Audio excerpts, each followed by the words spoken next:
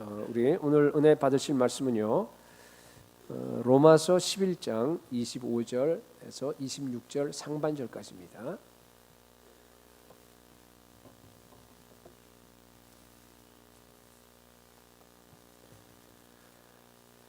신약성경 254쪽입니다. 255쪽 4쪽 우리 25절부터 우리 한 목소리로 우리 26절 상반절까지 읽겠습니다. 형제들아 너희가 스스로 죄 있다 하면서 이 신비를 너희가 모르기를 내가 원하지 아니하노니 이 신비는 이방인의 충만한 수가 들어오기까지 이스라엘의 더러는 우둔하게 된 것이라. 그리하여 온 이스라엘이 구원을 받으리라. 아멘. 우리 이제 5월 15일부터 이스라엘 선교를 떠납니다. 터키도 한 2, 3일 있겠지만은 주로 이제 이번에 선교 목표가 이스라엘입니다. 오늘부터 선교 훈련이 시작됩니다. 몇 명이나 가게 될지는 잘 모르겠습니다. 좀 많이 갔으면 좋겠는데 뭐 하여튼 10여 명이 되던 아니면은 뭐 30명, 40명이 되던 상관이 없습니다. 우리가 선교를 하는 것은요. 대표로 가는 것이고 우리 온 교회가 선교하러 가는 겁니다. 그러니까 여러분들이 지금부터 또 이렇게 이스라엘 선교를 위해서도 많이 기도를 해 주셔야 합니다. 이미 그 이스라엘 선교를 가보신 분들은 알겠지만은요, 선교하기 정말 가장 어려운 나라 중에 하나입니다. 예수님이 태어나신 곳이고 예수님이 그곳에서 참 이곳저곳을 밟으시면서 선교하신 그런 흔적이 있는 곳인데. 참 이스라엘 갈 때마다 이렇게 마음이 무겁습니다. 그들은 구약 성경을 읽더라도요, 우리 사도 바울의 말대로 하게 되면요, 얼굴에 수건이 벗어지질 않아요. 그죠? 그래서 우리는 보면은 구약 성경이 전체가 다 예수님에 대한 얘기예요. 근데 이 사람들은 보면요 하나도 안 보입니다. 완전히 다 막혀 있습니다. 예.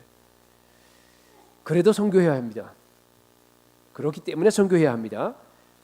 이스라엘 선교는요 사실은 우리 교회에서 중요한 과제일 뿐만 아니라 온 세계 교회의 과제입니다. 제가 오늘 그 얘기를 하려고 합니다. 교회와 이스라엘은 특별한 관계에 있습니다. 이스라엘의 그 복음이 증거돼서 이스라엘이 회복이 되면요 종말이 옵니다. 예수님의 재림과 이스라엘의 그 선교라고 하는 것은요 너무나 그런 밀접한 관계가 있는 겁니다. 그래서 오늘 설교 제목이요 이스라엘의 회복과 종말입니다. 우리 교회는 이스라엘에 갔다 오신 분들도 여러분 계시고 하지만은 새로 오신 분들도 여러분 계시고 또 이제 우리 온 교회가 또 그런 마음을 같이 해야 돼요.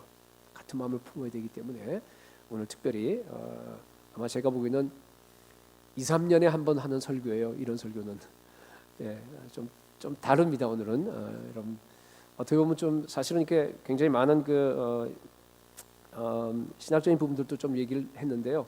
내가 중간에 다 지워버렸어요. 그러니까 여러분들이 그런 부분에 대해서 또 이렇게 잘 모르신 분들이 그래서 나중에 이제 좀 그런 부분들은요. 제가 이제 오늘 선교 훈련 시간에 좀 이렇게 그렇게 하도록 하겠습니다. 첫 번째, 이스라엘의 회복은요. 하나님의 종말의 시간표입니다. 우리 성경에는 예수님께서 재림하기 전에 반드시 이루어져야 될 그런 일들이 여러 있어요. 그 중에서 가장 중요한 것이 두 가지입니다. 첫 번째가 뭔가 하면은 마태복음 24장 14절 말씀. 이 천국 복음이 온 모든 민족에게 증거되기 위해서 온 세상에 전파되리니 그제야 끝이 오리라 그랬어요. 그래서 우리 교회가 그렇게 열심히 하는 거예요. 인도 또 여러 나라들을 갖다가 우리 선교를 다 하고 있습니다. 그 다음에 중요한 것이 두 번째 있습니다. 오늘 제가 얘기하는 건데 그게 바로 뭔가 하면 이스라엘의 회복이에요. 이스라엘의 회복. 성경 여러 군데에서 이스라엘 회복을 이렇게 예언을 합니다. 그런데 아주 대표적인 구절이 바로 오늘 여러분들이 읽은 구절이에요. 이 말씀이 아주 가장 티피컬합니다. 이스라엘 민족이 하나님의 택한 백성이었습니다. 그런데요, 불순종해요. 옛 언약이 깨집니다. 그래서 이스라엘이 하나의 민족으로서, 하나의 나라로서, 언약 백성 전체로서는 이들의 자격을 잃어버립니다. 그죠? 그렇게 되고 지위를 잃어버리고, 마태복음 21장 43절에 보니까 예수님이 뭐라고 말씀하시냐면요, 하나님의 나라를 너희는 빼앗기고, 너희는 뭔가 하면 유대인들이에요. 이스라엘 나라 너희들은 빼앗기고 그 나라의 열매 맺는 백성이 받으리라 그랬어요. 그 나라의 열매 맺는 백성이 누굽니까? 베드로는 2장 9절에서, 베드로전서 2장 9절에서 이렇게 얘기를 합니다. 너희는 택하신 족속이요. 너희란 얘기는 뭔가 하면은 우리 교회를 두고 하는 얘기예요. 여러분들, 우리를 두고 하는 얘기입니다. 너희는 택하신 족속이요, 왕 같은 제사장이요, 거룩한 나라요. 그 다음에 뭐라 그랬어요? 그의 소유된 백성이다 그랬어요. 그죠? 이 말씀은요, 하나님께서 이스라엘 백성하고 언약을 맺을 때 하신 말씀이에요. 그죠? 근데 그 말씀을 지금 어디다 적용하냐면 우리 교회에다 적용하는 거예요. 우리들에게 적용하는 겁니다. 우리가 그 백성이라는 뜻입니다. 이스라엘 민족이 불순종했기 때문에, 그 모든 완악하게 됐기 때문에 원래 위치를 다 빼앗겨 버리고 교회가 그 위치를 갖다가 대신 차지한 거예요. 그런데 여러분, 중요한 사실은 뭔가 하면은 그 교회 안에 이스라엘 민족이 들어가 있어요. 남은 자가, 일부 남은 자가 아주 조금이에요. 그죠? 그분들이 지금 같이 들어가서 자리를 차지하게 된 겁니다. 11절 우리 본문을 보게 돼, 우리 앞에 보세요. 로마서 11장 11절 보면은요, 유대인들이 잠시 실족하기는 했지만 보면은요, 완전히 넘어지지는 않았다는 말을 합니다. 완전히 망하지는 않았다는 얘기를 씁니다. 11절 보니까요, 그러므로 내가 말하노니 그들이 넘어지기까지 실족하였느냐? 그럴 수 없느니라. 지금 상태를 두고 하는 거예요, 여러분. 이 로마서 여기 나와 있는 9장, 10장, 11장은요 굉장히 중요한 장입니다. 이건 특별한 이 장입니다. 그래서 이스라엘의 그 회복을 위해서 이렇게 특별하게 이렇게 바울이 지금 얘기하는 건데요. 거기 보니까 그럴 수 없대요. 그 다음에 이제 중요한 얘기를 하는데, 그들이 넘어짐으로, 이스라엘 백성이 넘어졌어요. 그죠? 네, 넘어짐으로 말미암아 구원이 이방인에게 이르렀다 그랬습니다. 그렇죠? 원래는 이스라엘 백성들이 감람나무였습니다. 원감람나무입니다. 근데 그 감람나무에 재구시를 못하기 때문에 가지들로 쭉 있었는데 그 가지를 갖다가 대거 잘라버렸어요. 예수님께서 잘라버리고 그 가지에다가 대신 누구를 접붙였냐 하면 우리를 접붙였어요. 돌감람나무에서, 이게 지금 로마서 11장에 있는 그 앞에 쭉 얘기가 있는데 그 얘기를 지금 제가 이렇게 얘기로 만들어주는 건데, 돌감람나무에서 열매도 맺지 못하는 별 볼 일 없는 우리들을 갖다가 거기서 빼내서 여기다 붙였습니다. 접붙였습니다. 그래서 우리가 열매 맺는 백성으로 됐다, 그런 얘기예요. 근데 보면은요, 같이 있긴 하지만 기형이에요. 왜 기형이죠? 원래 있던 사람들이 거의 없어요. 아주 남은 자 소수밖에 안 남아 있고 그냥 다 우리 이방 교회들이 이걸 지금 차지하고 있는 그런 상황인데, 그런 의미를 얘기하는 겁니다. 그죠? 그런데요, 그게 이제 구원이 이방인들에게 이르러서 우리에게 왔는 거예요. 그죠? 그다음에 보니까 이스라엘로 시기나게 함이라 그랬어요. 이방인들이 이제 나중에 이스라엘 백성들이 구원받아서 예수 믿고 정말 풍성한 삶을 누리는 걸 보고요, 이스라엘 백성들이 오히려 시기한대요. 그래서 12절에 보니까, 로마서 11장 12절에 그들의 넘어짐이 세상의 풍성함이 되며 그들의 실패가 이방인의 풍성함이 되거든 하물며 그들의 충만함이래요. 그죠? 이스라엘이 충만할 때가 다시 온다는 얘기예요. 이스라엘이 다시 회복된다는 뜻입니다. 언제?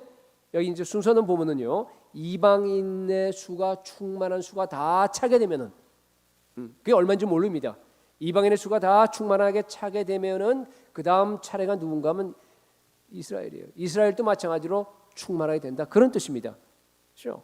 네. 물론 뭐 시간적인 순서일 수도 있고 아닐 수도 있습니다. 네. 그러나 역사의 흐름은 분명히 그런 방향으로 진행된다, 그런 뜻입니다. 여러분, 이스라엘이 회복될 때가 반드시 옵니다. 그래서 오늘 본문도 뭐라 그랬어요? 그리하여 온 이스라엘이 구원을 받으리라 했습니다. 예. 이 사실은 우리가 확실히 알아야 돼요. 분명히 이스라엘은 지금 상태로 있지 않습니다. 분명히 달라져요. 온 이스라엘이 구원받습니다. 꺾어졌던 감람나무가 지금 막 다 꺾어져서 거기에 지금 이스라엘이 꺾어진 자리가 다 있어요 지금. 그렇죠?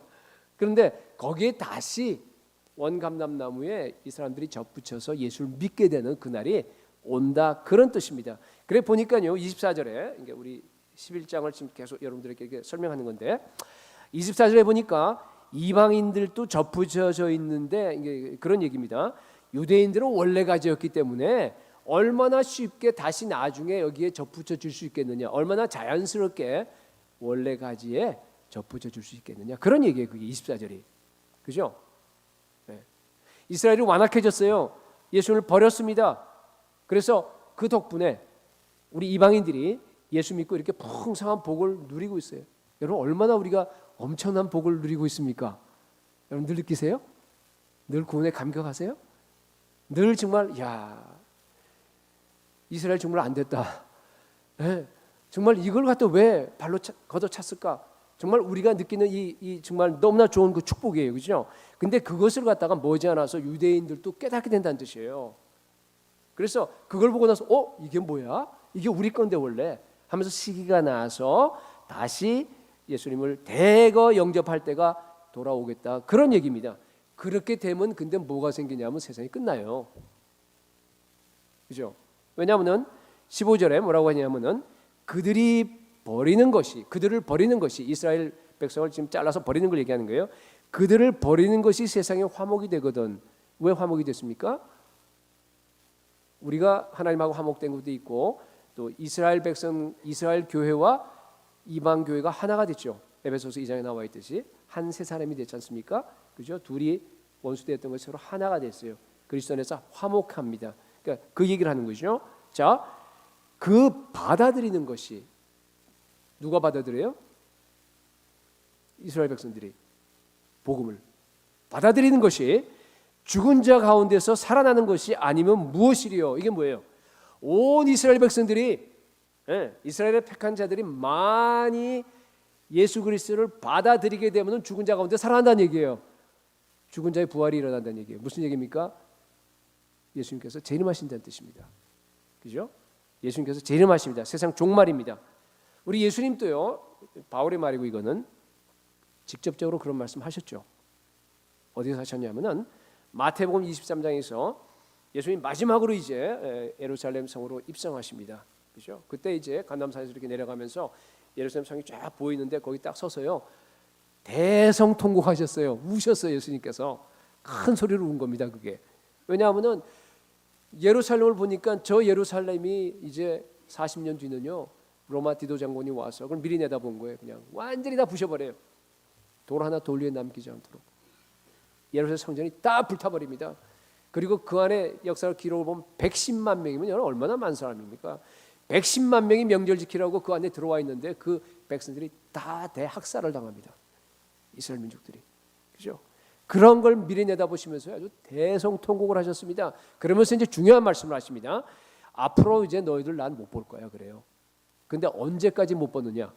마태복음 23장 39절에 보니까요. 이런 말씀이 있습니다. 내가 너희에게 이르노니 이제부터 너희는 찬송하리로다 주의 이름으로 오시는 이여 할 때까지는 나를 보지 못하리라 하시니라. 이게 무슨 말씀이에요?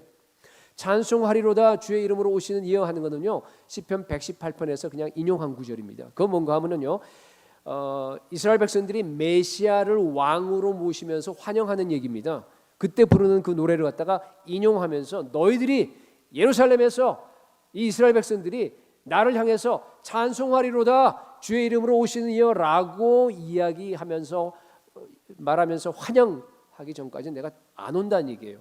그죠? 그러니까 예수님께서 그러고 안 오셨어요. 이 땅에 안 오셨어요. 언제 다시 오십니까? 재림하실 때. 다시 말해서 재림하실 때의 사인이에요. 재림하실 때에는 반드시 이스라엘 백성들이 예수님을 향해서 어서 오십시오 예수님 찬송하리로다 주의 이름으로 오신 이여 하고 반드시 노래를 불러야 돼요. 바로하바 베셈 아도나이 늘 얘기하듯이 그죠? 그런 노래를 갖다가 지금 또 이스라엘 그 메시아의 주들이 계속 부르는 노래예요. 그런 노래를 불러야 됩니다. 그죠? 네. 사무엘하 19장을 보게 되면은요 다윗 왕이 압살롬 그 반란이 일어납니다. 그리고 나서 반란이 이제 평정되죠. 그리고 나서 이제 다시 이제 들어가야 되잖아요. 자기 나온 곳으로 예루살렘으로 성으로 들어가야 되는데요. 그냥 혼자 이렇게 그냥 폐잔병처럼 이렇게 걸어 들어가지 않아요. 어떻게 하죠? 거기 보면은요. 그 예루살렘에 있는 백성들이요. 다 다윗 왕을 갖다 모셔요. 환영합니다. 당신의 부하들과 함께 우리들에게 오시옵소서 하고 대환영을 합니다. 그때 그 환영 인파 속에 걸어 들어갑니다. 그게 왕이 들어가는 모습이에요. 왕이 들어가는 절차입니다. 마찬가지입니다. 유대인들이 어떻게 예수님을 왕으로 환영할 수 있습니까? 대거 예수 믿어야 됩니다. 대거 유대인들이 예수님을 주인으로 모셔야 돼요. 왕으로 모셔야 됩니다. 메시아로 모셔야 됩니다. 그죠? 그렇기 때문에 여러분 생각해 보세요. 예수님이 오시고 싶어도 유대인들이 왕으로 모시지 않으면, 그렇게 노래 부르지 않으면 못 오세요. 그러니까 예수님이 오고 안 오고는 누구에게 달려 있습니까? 우리에게 달린 게 아니에요. 유대인에게 달려 있는 거예요.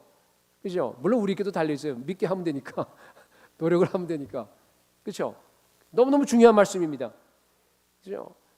이스라엘의 복음이 전해져야 합니다. 반드시 이스라엘의 수많은 백성들이요, 예수를 믿어야만 합니다. 그래야지만이 그것이 예수님을 재림을 알리는 신호탄이 됩니다. 그것이 하나님의 시간표입니다. 그래서요, 초대교인들은 만날 때마다 뭐라 그랬어요? 마라나타. 우리 교회 이름을 갖다 불렀어요. 마라나타. 그게 무슨 얘기예요? 이게 여러분 마라나타가 그리스어가 아니에요. 헬라어가 아닙니다, 여러분. 그죠? 이게 무슨 말이라 그랬어요? 아람어예요. 아람어는 그때 당시에 이스라엘 백성들이 쓰던 언어예요. 히브리어도 썼지만 아람어도 썼습니다. 그죠?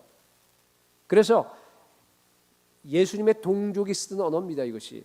그러니까 마라나타 하는 얘기예요. 무슨 말이에요? Our Lord come, O Lord come. 예수님 어서 오십시오. 이게 아까 얘기했듯이 지금 환영하는 거예요. 예수님을 갖다가 모든 사람이 만날 때마다 예수님 어서 오십시오. 예수님 우리가 환영합니다. 빨리 오셔서 이곳에 하나님의 나라를 완전히 다 성취하시옵소서 하면서 계속적으로 부르는 겁니다. 그죠? 앞으로도 유대인들이, 우리도 부르고 있지만 유대인들이 정말로 다 마라나타 하고 예수님을 부를 때 예수님께서 오실 겁니다. 두 번째, 그런데 지금 현재 이스라엘 상황은 어떻습니까? 완전히 아무것도 없어요. 정말로 이상해요. 그죠? 예수 믿는 사람들이 너무 없습니다. 전체 그 이스라엘 안에 살고 있는 유대인들이 한 600만으로 보는데 그 600만 저기 빼고 팔레스타인 그 사람들 빼고 600만 중에서요 지금 한 2만 명으로 추정해요. 되게 그럼 잘 몰라요. 잘 모르고 정말 늘어난 추세이긴 하지만은 뭐 3만 명 얘기하는 사람이 있는데 한 2만 명 정도 되는 것 같아요. 0.5%. 너무나 극소수예요. 그 사람들만 예수님을 믿고 있어요. 그런데 참 이 사람들은요 참 특이한 것은 이스라엘은요 정통 종교인들이 있고 그 다음에 그냥 일반 종교적인 유대인들이 있습니다. 종교인이라 그래요. 이렇게 모자 쓰고 다니는. 그리고 이제 세속 종교인, 세속 사람들이, 세속 유대인들이 있습니다. 전혀 믿지도 않고 그런 사람이 있는데 희한하게 세 부류가 다요 공통점이 있는데 그게 뭔가 메시아를 기다려요. 세속 유대인들도 메시아를 기다리라고 보니까 참 특이한 민족이에요. 그 사람들은 소위 아미다 기도라 그래서 하루에 3번을 하게 되는데 거기에 18개 항이 있어요. 그 중에서 첫 번째가 뭔지 아세요? 이런 거예요. 나는 메시아 오실 것을 진심으로 믿고 확신한다.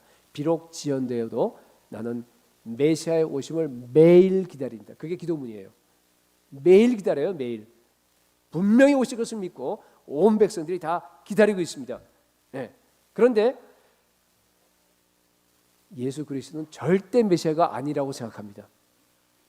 여러 중에서요 예수 그리스도는 절대 아닌 걸로 확신합니다. 온 사람들이 다 그렇게 확신합니다. 왜냐하면 사탄이 아주 강력하게 막고 있습니다. 가보면 알아요. 선교를 해보면 압니다. 지난번 우리 선교할 때도 마찬가지로 The One이라고 하는 그런 책을 가지고 이렇게 거기 보면은 구약에 있는 여러 구절들, 메시아를 예언하는 구절들을 이렇게 쫙 뽑아서 하나씩 넘기면서 마지막에 가서 이거 봐, 여기가 바로 예수야. 신약에 나와 있는 예수야 하는 그런 내용이에요. 그러면서 이렇게 구약 성경 구절을 하게 되면 그 사람들이 이런 구절이 있었어 하고 지네들 히브리 성경을 찾아봐요. 자기들이 그러서 그렇구나 하고 얘기를 하게 되면은 자기들이 고개를 끄덕거려요. 그런데요 절대로 예수님을 영접 안 합니다. 우리도 물론 그 자리에서 우리 딴 데 하듯이 이렇게 예수님을 영접하라고 그러지 않아요. 잘. 왜냐하면은 이 사람들은요 자기가 문제의식을 가지고 자기가 읽어보고 자기가 찾아서 자기가 결단합니다. 우리가 씨를 뿌리는 거예요. 그러면 자기 스스로 어느 날 예수 믿겠다고 자기가 결단합니다. 그런데요, 이 많은 분들을 보게 되면요, 이 사람들이 참 마음이 굳어 있어요. 절대로 그걸 안 바꿔요.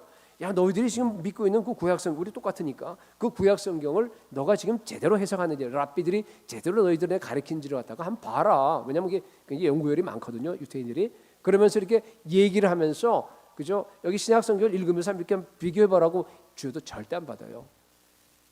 내가 의심하는 것 자체, 호기심을 품는 것 자체가 여호와 하나님께 범죄하는 걸로 생각하고, 토라를 기본으로 한 그 구약성경 요거 외에는 없다라고 그냥 잘랐어요. 자기가 이유가 없어요. 그냥 무조건 그거는 그냥 철에 이 장벽이 쌓여 있습니다. 그래서 우리 성경을 보더라도요, 로마서 11장 8절에 보니까 기록된 바, 하나님이 오늘까지 그들에게, 유대인들에게, 이스라엘에게 혼미한 심령과 보지 못할 눈과 듣지 못할 귀를 주셨다 함과 같으니라. 아주 정확해요, 이 표현이. 가보면 알아요. 완전히 막혀 있어요. 완전히 막혀 있습니다. 아주 사탄이 필사적으로 유태인의 구원을 막습니다. 사탄이 필사적으로 막아야 될 이유가 있죠. 왜? 안 막으면은 열방도 마찬가지예요. 열방에도 지금 특히 그 마지막 지금 막고 있는 게 이슬람이에요. 아주 정말 완전히 꽁꽁 묶어서 막고 있습니다. 절대로 거의 못 건드리게 합니다. 선교사들 못 들어갑니다. 거기에 우리 가고 싶어도 못 갑니다. 그렇죠? 그렇게 막는 이유가 뭐예요? 들어가서 열방이 정말 복음화되게 되면은 그 안에 열방의 충만한 수가 하나님께로 나오게 되면은 저는 끝이에요. 그런데 사실은 그것은 측정하기 힘들어요. 열방이 너무 많습니다. 우리가 생각에는 열방의 충만한 수가 정말 어떻게 보면 우리가 원하는 건 그거예요. 온 열방에 정말 그냥 갑자기 지구 전체에 막 대부흥이 일어나서 말이에요. 막 예수를 막 믿고 그러면 얼마나 좋겠어요. 근데 그런 건 아닌 것 같아요. 제가 보기엔 그건 아니에요. 국지적이에요. 그렇죠? 얼마 전에도 이란에서도 수년 동안 지금도 그렇지만은 많은 사람들이, 그죠? 그 꿈과 환상을 보며 예수를 믿습니다. 또 그걸 갖다가 서포트하는 그런 위성 TV도 있습니다. 그걸 보고 뭐 엄청나게 많이 사람이 지금도 믿고 있습니다. 마찬가지. 어떤 그런 특별한 하나님께서 이렇게 하셔서 하기 때문에 우리가 잘 측정이 안 될 수도 있어요. 그러나 이스라엘은 달라요. 너무 좁아요, 여러분. 그 땅덩어리가. 네. 거기 들어가서 우리가 마음껏 선교할 수 있습니다. 그리고 이스라엘 백성들이 예수 그리스도를 얼마나 영접하는지 그 흐름을 보면요, 우리가 이제 예수님이 오시는구나 하는 것을 갖다 우리가 금방 알 수 있습니다. 너무너무 중요한 선교지입니다. 그죠? 그런데요, 유대인들의 그 마음을 갖다가 꽉 막고 있는 게 있습니다. 사탄이 이용하는 가장 효과적인 수단이 있습니다. 그게 뭔 줄 아세요? 교회가 이스라엘에게 범죄하는 것, 그거 하나를 갖다 꽉 잡고요, 완전히 문을 닫고 있습니다. 그렇죠? 아마 들으신 분들도 있겠지만은요, 우리 교회가 우리 기독교회가 유대인들을 참 많이 핍박했습니다. 많이 죽였어요. 여러분 아시다시피 처음에는 유태교가 기독교를 핍박했어요. 그렇죠? 네, 죽이고 쫓아내고 그래서 다 흩어지고 다 그랬는데 이 대립이요 가다가 나중에 결국은 이제 우리가 기독교가 우세하게 되지 않습니까? 그래서 중세 차지하게 되는데 그 동안에요 엄청나게 많이 핍박을 했습니다. 십자가는 특히 가는 곳마다 유태인들을 개종시켰어요. 너희 세례받던가 아니면은 죽던가 둘 중에 하나 택하라. 그런데 수많은 유대인들이요 오직 한 분밖에 안 계신 여호와 하나님을 위해서 신명기 6장 5절을 갖다가 암송하면서 죽어갔어요. 집단 자살하기도 하고 엄청나게 많이 죽었습니다. 1099년도에는 십자군이 여러분 아시다시피 무슬림을 갖다 무찌르고 그 성지를 드디어 탈환하죠. 그렇죠? 예루살렘 성을 갖다가 예루살렘 성전을 갖다가 탈환합니다. 그렇게 해서 안에 들어갔을 때요 참 하지 못할 일들은 많이 했습니다. 그렇죠? 유대인 회당이 있으면요 거기 회당에 유대인들이 잔뜩 모여 있으면요 거기 가서 불을 질러 버렸어요. 둘러싸서 저기에 예수를 죽인 저 나쁜 놈들이 있는데 걔네들을 갖다가 다 너희들이 다 죽여버리고 영혼 구원을 얻으라 이런 얘기를 하면서요. 그 기록이 나와 있어요. 그러면서 둘러싸갖고 모여서요 예수 이름을 높인다 그러면서 찬양을 합니다. 그게 바로 옛날의 일이었습니다. 우리는 기억이 안 돼요. 우리는 몰라요 잘. 그렇지만은 유대인들은 너무나 생생하게 그것을 갖다가 전수합니다. 랍비들이 다 가르쳐줍니다.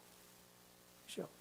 중세 캐톨릭 성직자들 여러분 아시잖아요. 유대인들은 예수를 십자가에 못 박은 저 죄인들이기 때문에 그 죄를 갖다 너희들이 감당해 하면서요 아주 하나님께 저주받은 사람으로 생각했습니다. 그래서 그 사람들은 신분 자체를 갖다 아주 낮춰버렸어요. 이너선트 3세 같은 경우는 여러분 아시잖아요, 그죠? 그 사람들이 너 그 죄를 갖다 기억하고 가슴에다가 상의에다가 노란 딱지를 달고 다니게 했습니다. 그렇잖아요. 그것을 나치가 그죠 이용한 거예요. 그래서 어떻게 했어요? 노란 별을 달게 해서 그렇게 죽인 겁니다. 그 원인이 그렇게 된 겁니다. 그죠? 그리고 이너선트 3세 때 반노예 상태로 그 사람들을 갖다가 공직으로 못 올라가고 막 완전히 다 묶어버렸어요. 그렇기 때문에 수많은 유대인들이요 기독교를 개종했어요. 개종했습니다. 근데 개종이 진짜 개종한 게 아니라 살기 위해서. 그래 그걸 모르겠어요.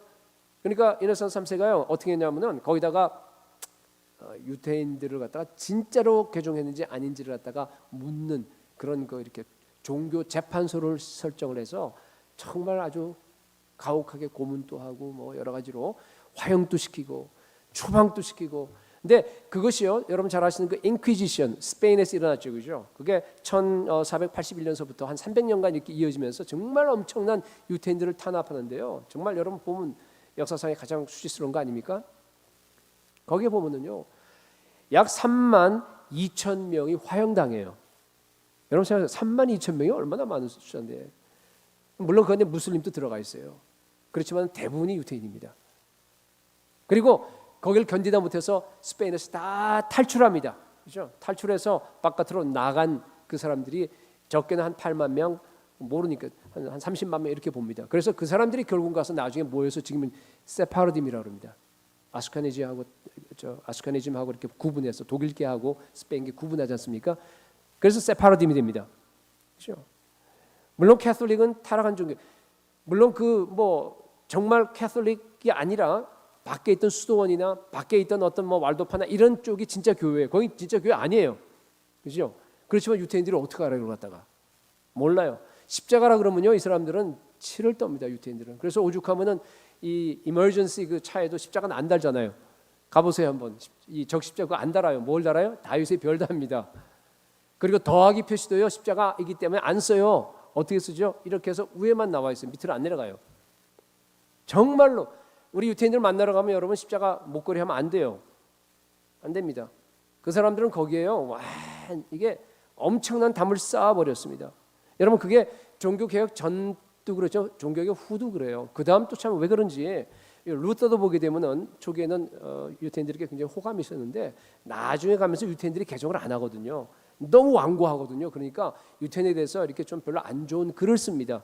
그러니까 on the Jews and their lies라고, 그러니까 유태인과 그들의 거짓말이라고 하는 그런 작은 책을 썼는데 거기에 이제 굉장히 많은 안 좋은 내용들이 있습니다. 유태인을 배척하는 그런 내용이 나와 있어요.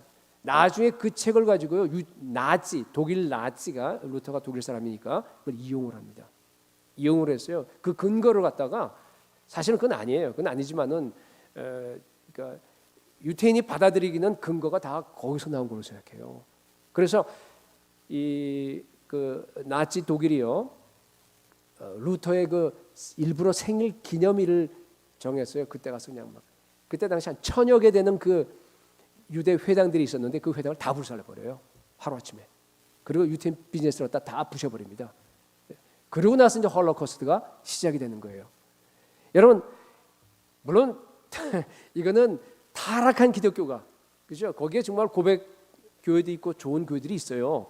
그런데 좋은 교회들이 아니라 우리나라 신사참배에서 타락한 종교가 우리 기독교가 목사들이 있었던 것과 마찬가지로 독일의 그 타락한 기독교가 그죠? 그렇게 있었고 캐톨릭은 더 강하게 이렇게 같이 이렇게 끼어 들어갔지만은 그러나 유대인들은 몰라요. 유대인들은 홀로코스트 하면 뭐예요? 크리스천으로 생각해요. 홀로코스트는 기독교가 장애들 죽인 걸로 생각해요. 600만을 갖다가. 그리고 엔티세미티즘 그 어떤 뭐죠 이렇게 반유대주의는 다 기독교예요. 모든 게 다 기독교로 나와서 이렇게 되어 있습니다. 지금 현재 사탄이 거기에 그냥 큰 쐐기를 갖다가 넣어놨습니다. 너무나 큰 아픔과 오해가 있습니다. 그렇죠? 그래서 크리스천은 말을 못 쓰는 거예요. 유대에 가면은 그 메시아닉 주란 말을 씁니다. 크리스천은 말을 못 써요. 그렇죠? 여러분 제가 이렇게 좀 길게 얘기했는데 이 얘기를 한 이유는 뭔가 하면요. 이제 이 중에서 선교 가실 분들도 있고 또 이제 오늘 또 이렇게 선교 가는 분들이 많이 나왔으면 좋겠는데요. 여러분들이 그 속에 가게 되면요, 그 전에 먼저 기도로 많이 준비하셔야 돼요. 뭔가 하면요, 과거의 그리스도인들이, 물론 잘못된 엉터리 그리스도인들이지만은 그분들이 기독교의 이름으로, 십자가의 이름으로 그들에게 범한 그런 모든 죄를 갖다가 우리가 짊어져야 돼요. 이게 마치 내가 그들에게 죄를 지은 것처럼 여러분들이 짊어지고 그 사람들에게 고백하고 그 사람들에게 가서 용서를 빌어야 합니다. 물론 우리가 그 사람들이 만나면 홀로코스트는 그거는 금기 사항이에요. 절대로 그런 얘기를 갖다 안 합니다. 그 말도 우리도 하지 않고 그 사람도 얘기 안 해요. 근데 얼굴을 쳐다보고 있으면 그건 이미 들어가 있어요. 그 말을 하라는 얘기가 아닙니다. 그렇죠? 그러한 마음을 가지고 우리가 했을 때 그게 전달이 돼요. 정말 우리가 사하지 않는 마음으로, 정말 그들을 존중하여 여기는 마음으로, 정말로 그들을 품는 마음으로, 정말 예수의 사랑을 가지고 그들에게 가서 그 사랑을 갖다가 전달하는 것이 관건이에요. 여러분, 그것이 그냥 됩니까? 엄청나게 많은 준비와 기도를 하셔야지만이 여러분의 그 예수의 사랑이 그들에게 전달이 될 수 있습니다.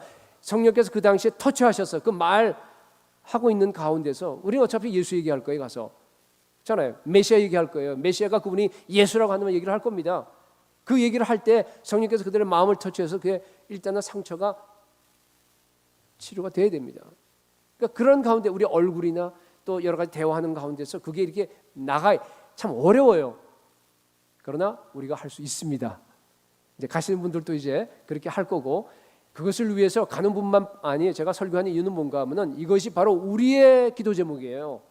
우리 교회의 기도 제목입니다. 같이 가는 겁니다. 한 몸입니다. 그렇죠? 여러분, 그래서요, 마귀가 쌓은 장벽이 파괴될 수 있도록 우리가 같이 지금부터 기도하시기 바랍니다. 여러분, 유대인이 예수께 돌아오는 것은요, 전적으로 교회에게 달려 있어요.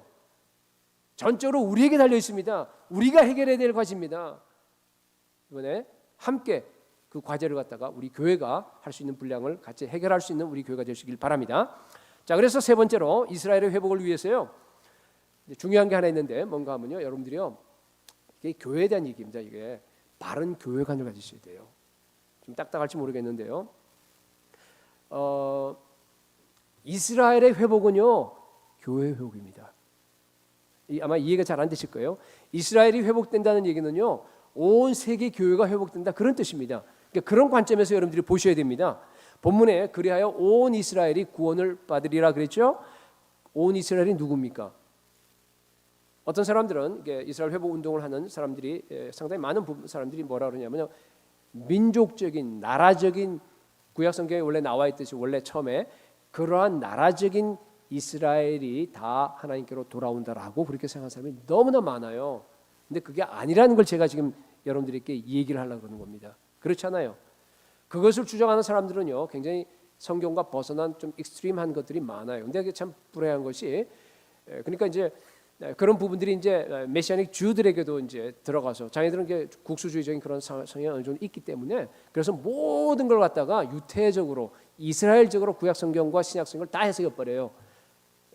그래서 심지어 어떤 사람은 유태인들이 다 전 국가적으로 다 돌아오긴 돌아오는데 예수를 갖다가 믿는, 지금 우리가 믿음과 어떤 우리가 은혜, 그게 바탕이 아니고 거기다가 더하기 뭔가 하면요, 절기를 지키고 율법을 지키는 것까지 다 허용을 해버려요. 그게 갈라디아에서 다른 복음 아닙니까? 여러분 아시죠? 그렇죠?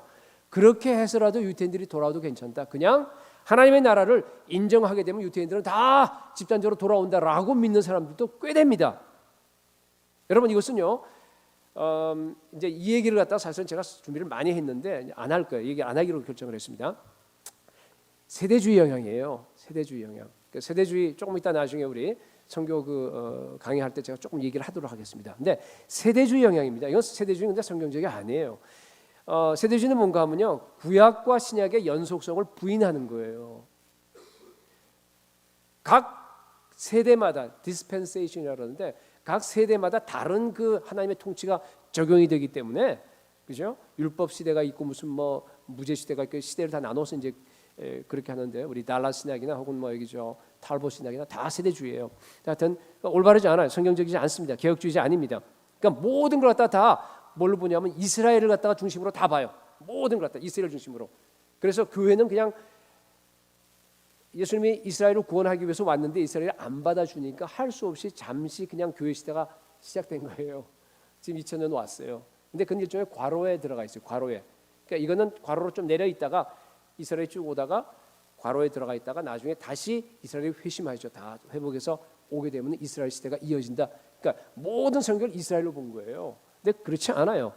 성경하고 다릅니다. 그 얘기를 사실은 좀 이렇게 제가 간단하게만 하겠습니다. 개혁주의 신학은 뭔가 하면요, 신약교회는 구약교회의 연장이에요. 근데 세대주의는 완전히 끊겨져 있어요. 그러니까 구약의 이스라엘 민족하고 구약의 이스라엘 교회라는 얘기도 안 써요. 교회라는 걸 부정하기 때문에 이스라엘은 교회가 아니라, 그거하고 우리 지금 현재 이게 신약교회하고는 전혀 상관이 없습니다. 이게 별개의 것입니다. 그죠? 그러니까 그래도 괜찮아요. 왜 그러냐 하면은 그 사람들은 이 환란 전 휴거설을 믿기 때문에 환란 전 휴거에 우리가 예수님이 오시게 되면 뭐예요? 교회는 어차피 들려 올라가 버리니까 상관없어요. 전혀 이스라엘하고 이게 상관이 없습니다.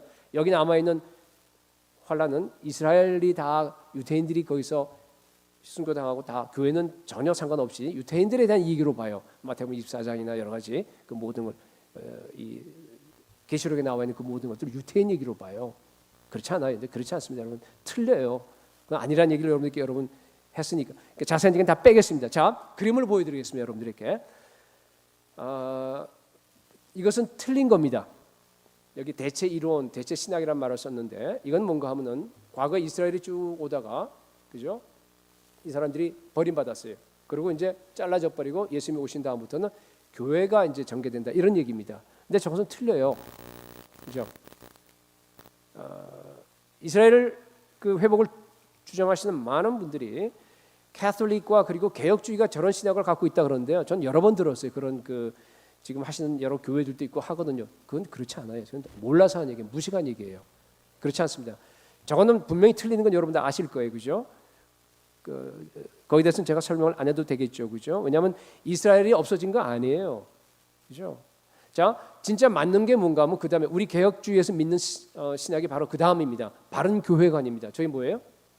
민족적으로, 나라적으로 이스라엘 원래 처음에 우리 하나님이 택했던 그것은 예언하게 깨져버렸어요. 없어요.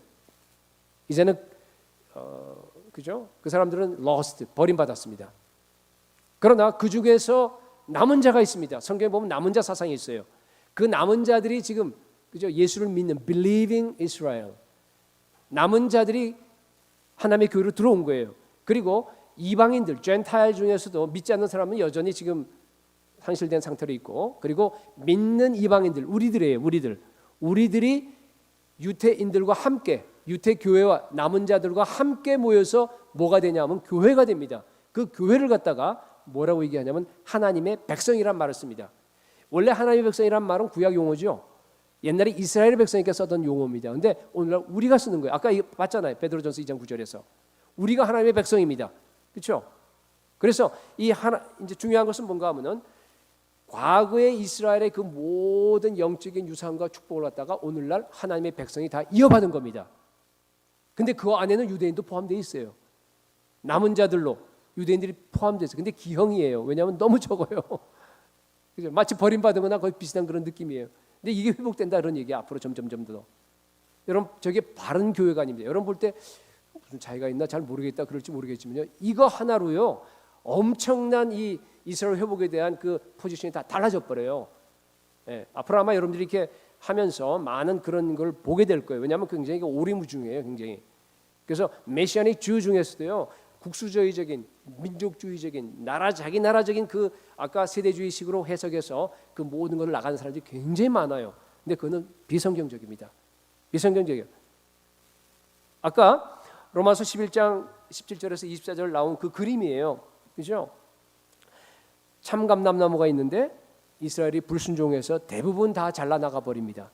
거기 이방 교회가 접붙여져 있는 모습이 바로 저거예요. 그죠? 하나님의 백성으로 접붙여져 있어요. 구약에 있는 모든 하나님의 특권, 이스라엘에 주어진 그 특권을요 오늘날 교회가 이어받았습니다. 어떤 의미인지 아시겠죠? 그 교회가 영적인 이스라엘입니다. 근데 그 교회 안에는 유대인도 있고 이방인도 있습니다.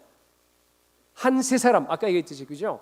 이제는 유대인이나 헬라인이나 이방인이나 구별이 없어요. 다 예수 그리스도 안에서 하나입니다. 갈라디아 3장 14절에서는 이는 그리스도 예수 안에서 아브라함의 복이 이방인에게 미치게 하고 또 우리로 하여금 믿음으로 성령의 약속을 받게 하려 함이니라. 뿌리가 하나입니다. 차별이 없습니다. 이제는 이방인이나 유대인이나 전혀 구별이 없습니다. 에베소서 2장 14절 둘로 하나를 만드사 원수된 것 곧 중간에 막힌 담을 자기 육체로 허시고 예수 그리스도 다 허셔버렸어요. 그리고 18절에 그로 말미암아 우리 둘이 한 성령 안에서 아버지께 나아감을 얻게 하려 하십니다. One new man, 한 새 사람이에요. 그게 바로 우리 교회를 얘기하는 겁니다. 하나님의 백성을 얘기하는 겁니다. 여러분 제가 이렇게 강조하는 거는요, 여러분 잘 알아두셔야 돼요. 이 중에서 아마 왜 제가 이렇게 그 얘기를 하는지 아는 분들도 계실 거예요. 그 이스라엘 회복에 대한 다른 견해로 많이 들으신 분들은 제 얘기를 아마 이해하실 겁니다. 그래서 여러분, 자 결론을 내려요.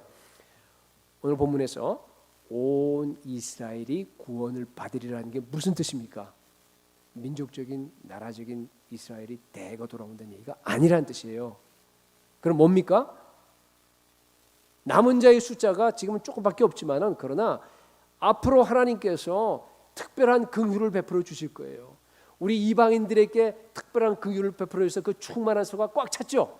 아직은 안 찼지만 계속 차 올라갑니다. 얼마인지 모르지만 그러나 마찬가지로 그와 똑같이 유대인에게도 이스라엘에게도 하나님께서 큰 긍휼을 베풀어 주세요. 그 나와 있어요. 그 몇 절인가 나와 있어요. 그래서 그것을 가지고서 유태 그 이스라엘 백성 가운데서 이 교회 안으로 들어오는 숫자가 엄청나게 대거 일어날 거라 그런 뜻입니다. 아시겠어요? 굉장히 중요한 구분이에요, 그것이. 그러니까 바른 성경적인 교회관으로서 여러분들이 이스라엘의 회복을 갖다가 여러분들이 앞으로 보셔야 됩니다. 그죠? 여러분 그게요 이번만 그런 게 아니고요, 옛날에도 그랬어요. 성경에는 이스라엘 전체가 구원받는 얘기가 없어요. 하나님이 언약 백성으로 택했죠. 그죠? 여러분 이게 뭔가 하면은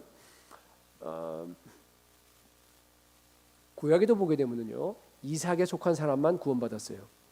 그렇죠? 그 여종과 갈라디아 보면 그 여종과 거기에 속한 아이들을 다 쫓아내라 그러잖아요. 무슨 지 아시죠? 그 다음에 야곱과 에서가 있다 그러면은 야곱만 구원받았습니다. 에서는 버림받았습니다, 여러분.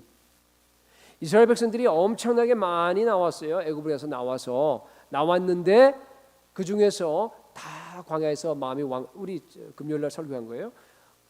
마음이 완고하기 때문에 다 쓰러져서 시체로 죽어버렸어요. 구원받지 못했어요. 아주 소수 몇 사람은 구원받았습니다. 여러분 제가 지금 강조하는 게 뭔가 하면은 언약이라고 하는 거, 언약 백성이 됐다고 하는 거하고 선택이라고 하는 건 전혀 다른 개념이에요, 여러분. 커다란 언약 안에 선택이 들어가 있어요, 그 안에. 오늘날도 마찬가지입니다. 여러분 청함은 받은 사람이 많되 택함 받은 사람은 적으니라. 예수님이 하신 말씀이죠, 그죠? 언약이라고 하는 청함 받은 거예요. 여러분 교회 청함 받아서 다 여기 나와 있습니다, 그죠? 그렇지만은요 그 안에서 정말로 예복을 입고 택한 백성들만 구원받아요. 근데 제가 보기에는 너무 소수예요. 한 번도 이스라엘 전체 백성들을 갖다 구원한다는 말을 한 적이 없어요. 근데 왜 오늘날 이스라엘 회복을 갖다 주장하는 사람들이 그렇게 얘기하는지 전 이해가 안 돼요. 그건 비성경적입니다. 그래서 여러분들에게 지금 얘기를 하는 겁니다. 여러분 물론 이제 그때는 이제 이스라엘 당시에는 좀 소수였지만 지금은 얼마가 될지 몰라요. 근데 큰 긍휼을 베풀기 때문에 그게 31절이에요. 로마서 11장 31절 하반절에 이는 너희에게 베푸시는 긍휼로, 이방인들에게 베푸시는 그 긍휼로 그들도 유대인들도 긍휼을 얻게 하려 하심이라. 큰 긍휼이 이제 그들에게 베풀어질 거예요. 엄청나게 많은 숫자 대거 유대인들이 예수 믿고 다 돌아오는 그런 역사가 분명히 우리가 보게 될 겁니다. 그래서 그들이 예수 믿고 찬송하리로다 주의 이름으로 오시니 하면서 주님을 갖다 대고 환영할 거예요. 그때 예수님께서 오시게 되는 겁니다. 결론을 맺겠습니다. 자, 그러면 우리가 어떻게 할 것인가? 이제 이게 진짜입니다. 이제 여러분들이 이제 잘 주의를 집중하십시오.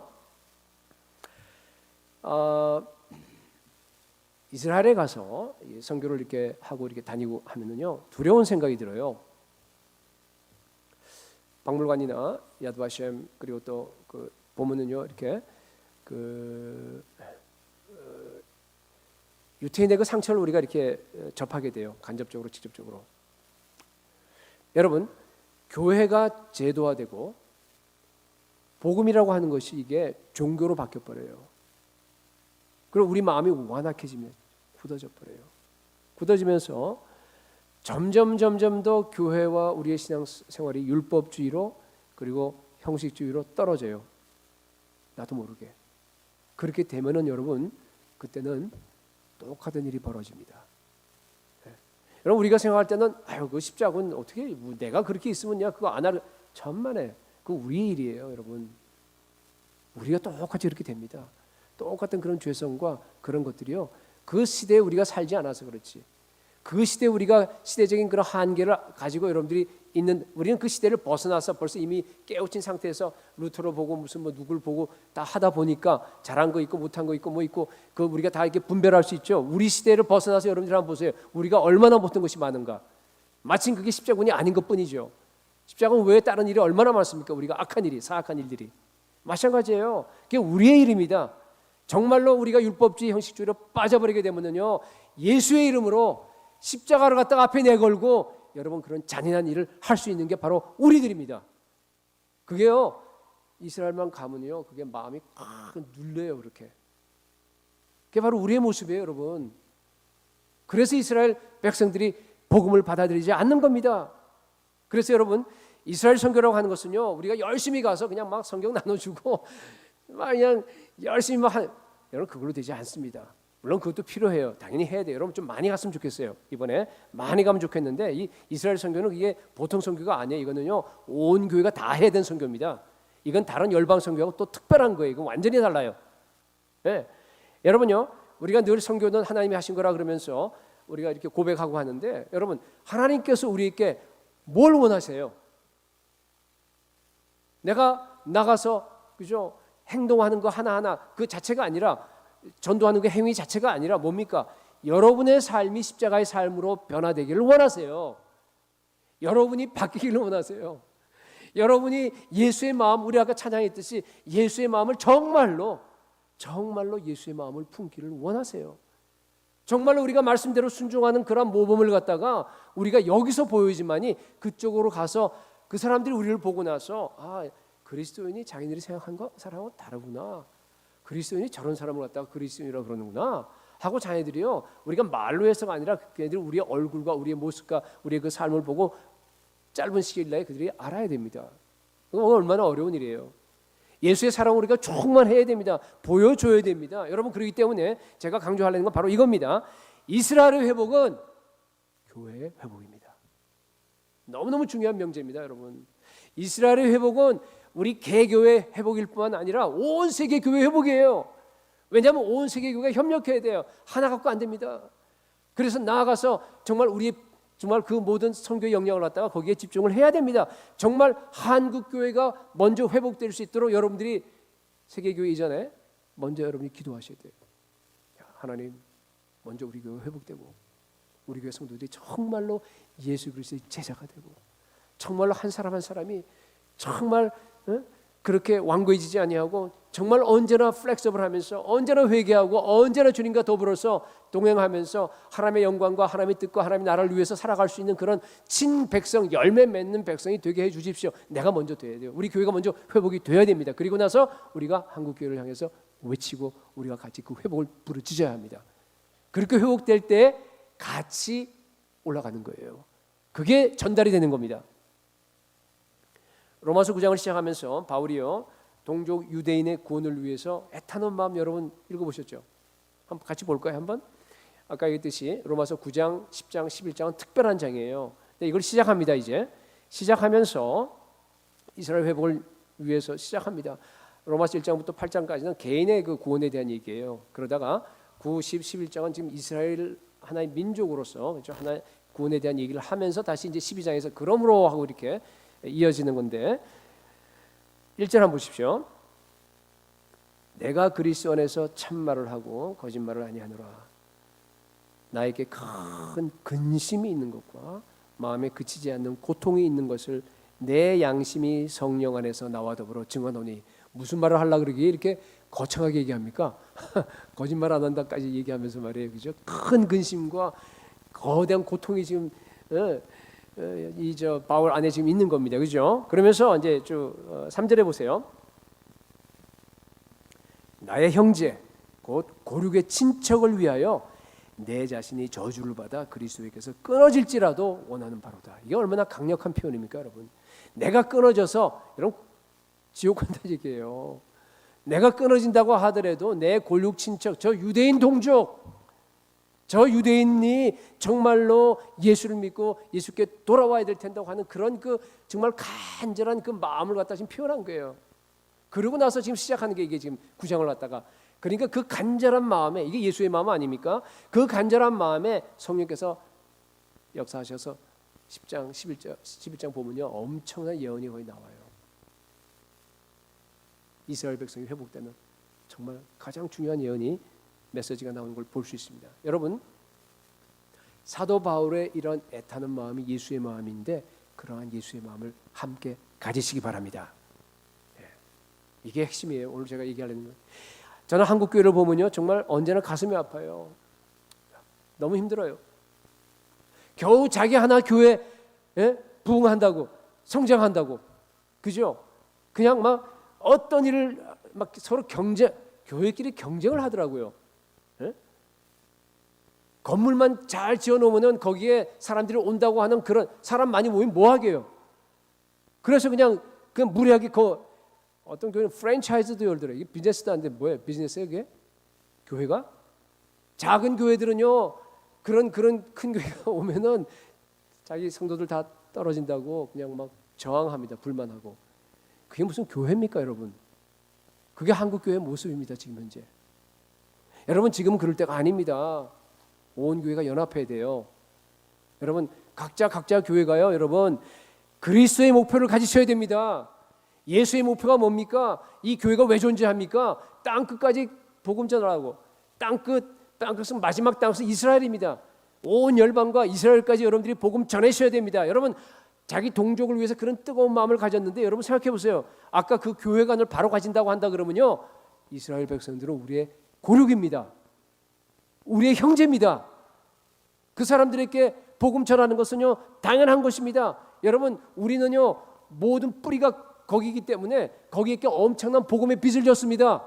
그들이 지금 예수 믿지 않고 나가는 것은 우리 때문이에요. 우리 교회 때문이에요. 교회가 그런 나쁜 짓을 했어요. 그게 뭐 사실과 맞든 안 맞든 상관이 없는 게, 그들은 그렇게 받아들이고 있는 겁니다. 그런데 그 뿌리에 그 유대인들에게 양자가 있고 율법이 있고 언약이 있고 영광이 있고 다 있습니다. 그 모든 걸 우리가 지금 누리고 있어요. 하늘나라의 기업과 그 엄청난 것을 여러분 우리가 얼마나 누리고 있습니까? 지금 얼마나 하나님께 감사합니까? 그럼 어떻게 해야 돼요? 그것을 갖다 제공한, 그죠? 우리가 빚진 그들에게 가서 그들을 위해서 기도하고 그들에게 우리가 복음 전하는 것은, 그거는 당연한 얘기 아니에요? 다른 이방과 달라요. 터키도 중요합니다. 물론 다 중요해요. 인도도 중요해요. 그 때문에 우리가 인도에 아주 전념을 다하고 있습니다.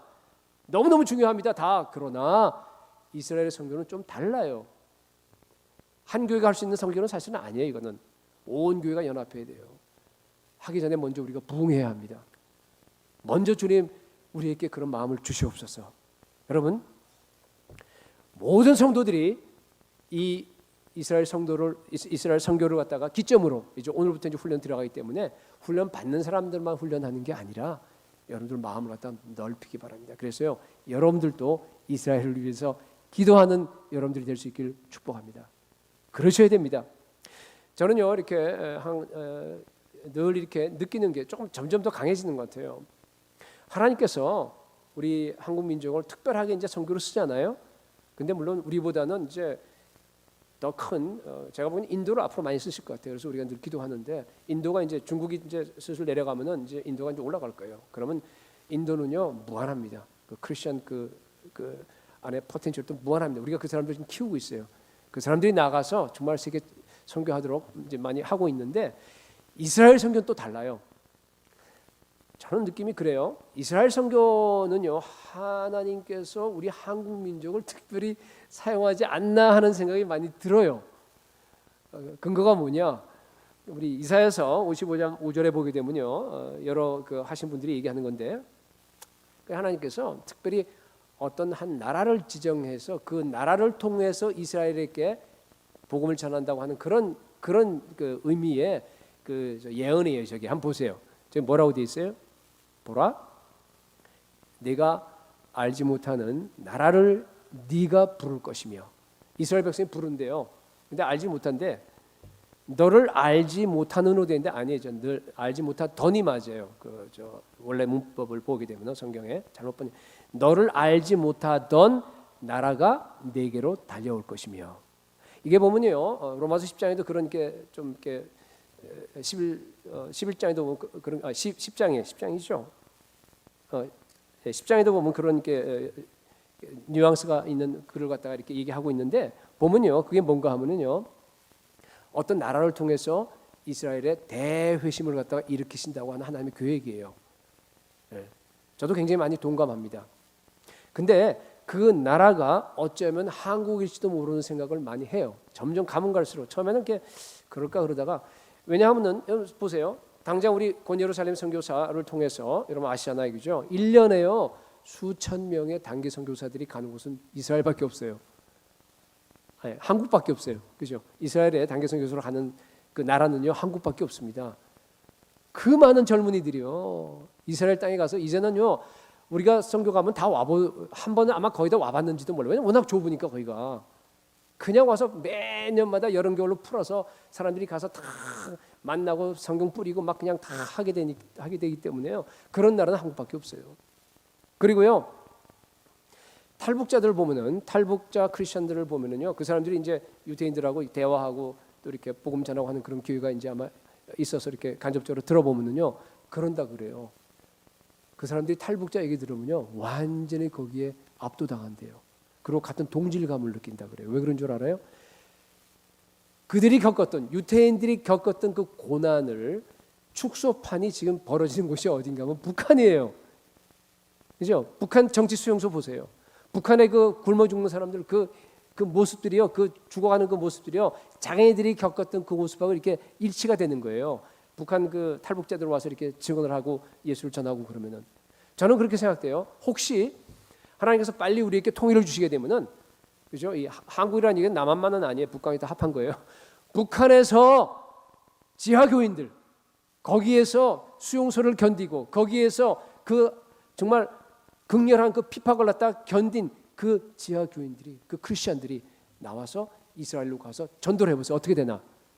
홀로코스트 축소판이 거기 있기 때문에 같은 이걸 느끼면서요 엄청나게 영향을 받습니다. 복음이 아마 엄청나게 많이 될 거예요. 백인들 가서 안 되잖아요.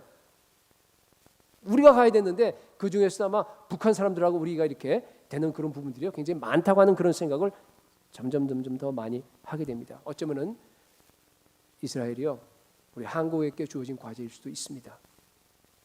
예수의 마음으로 예수님의 고통으로 정말 이스라엘의 회복을 위해서 이것은 우리의 개인의 일이 아니고 교회의 일입니다.